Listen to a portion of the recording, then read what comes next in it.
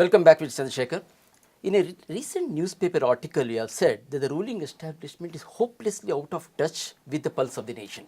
Can you just elaborate on that? No, I feel that this one of the things that the Anna movement and the size and scale of the people's involvement have shown that the ruling governmental class and the ruling class and I don't mean just government, I mean all of the bells and whistles that go along with government, which is the friends in media and the intellectual advisors and so on, were completely out of touch with how important this issue was. And I have read edits, I have read speeches, I've read statements by people in government and outside, all more or less based in Delhi, that first dismissed this as a middle class movement, then said it's an elitist thing, and then said it will die and fizzle away in a few months. And I think that was the calculation or miscalculation that they made, that this movement that started in Jantar Mantar early part of 2011 would in a sense fizzle away. And instead of reading this for what it really was, which is that this is going to grab the attention, minds and moods of people all around the country as it did. Now, when this happened in March, April, I wrote then that this will be India's Tahrir Square. Jantar Mantar will be India's Tahrir Square. Because when I went there and I spent 2 days there amongst the crowds, I could see from the demographics of the crowd that this was not a politically mobilized crowd. This was people coming in because they felt strongly about this issue. And if so many people felt strongly about this issue in the middle of the hot summer, this is bound to catch on. And I think this is the misreading that they did. And it just is a very tragic sign that a popularly elected government can be so out of touch with the pulse and the mood of the nation. It's scary and it is disturbing. You talked about the media, but the media did play a major role. Yes, some editors must have been close to the establishment of fine, but the entire, majority of the media, but for the support from the media, I am sure Anna Hazare's movement would not have taken off as much as we all expected. I agree with you completely. I think the media has played a fabulous role in this movement. And if you see revolutions, whether it is in Syria, Libya, Tunisia, Egypt, they are all in a sense, the critical mass is made possible by media, social networking, SMSs and all of that. And I think in India, broadcast media and print media have played a significant role in basically telling the government, look, this is the voice of the people and you can't ignore it and you can't spin it. And so I think I agree with you. The media has played a tremendous role. Thank you. You also spoke about growing distance between Delhi and the rest of India. Rather, you said it was the most worrying factor. Yeah. How do you?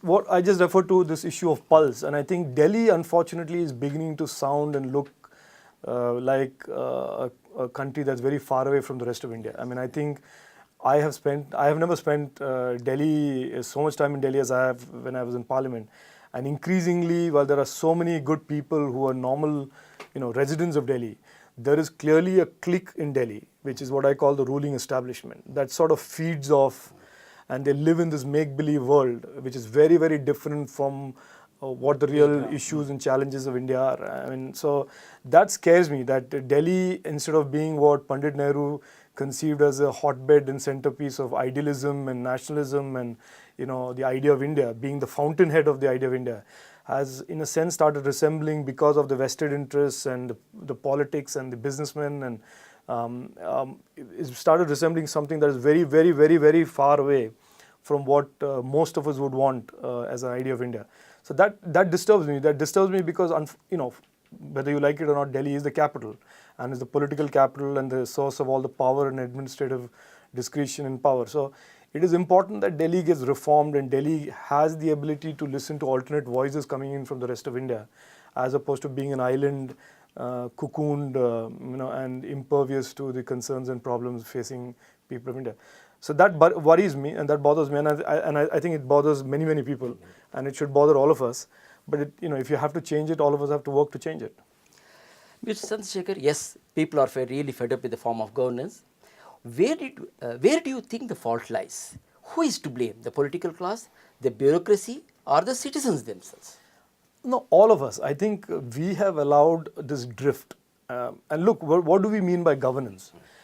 There are two aspects of why governance has deteriorated in India. One is that the institutions of government, whether they are the investigative institutions or the bureaucratic executive institutions or the legislative institutions, have all declined in terms of the quality and so on and so forth. And there's no arguing on that, Balram, because if you look at the Constitutional Assembly speeches in the early days of our republic and you see what politicians debated in parliament, their debates were about the nation.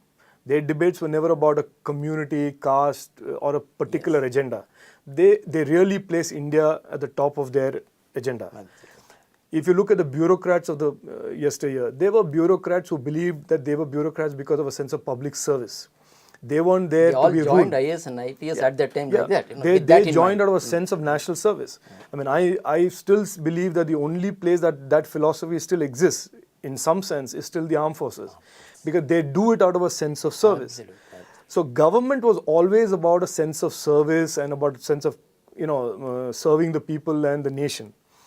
Unfortunately, over the last, let's say, 20, 25 years, there has been a deterioration in the political influence in these institutions, and agendas that were very different from the country and from the citizen have crept in. Now, you ask me, why did we allow it? A, as people, we were too busy and we did not ask the right questions.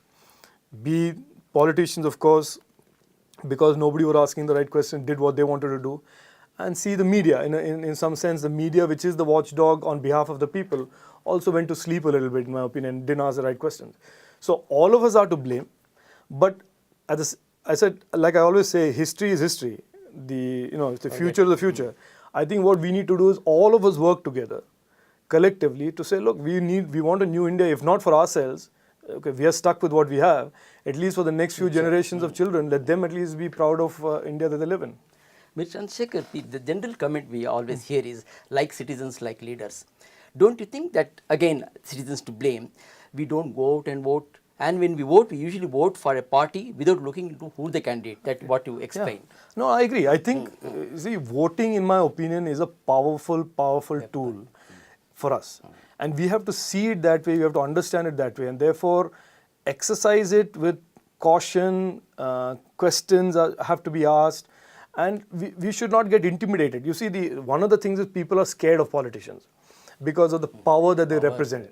So people are also a little scared about asking the questions. But I think with blogging today, with digital media, there are many alternate forms of starting a debate about a member of parliament, his agenda, his actions, a political party, their agenda, their actions, and get into a lot more of an informed view about who you should vote for.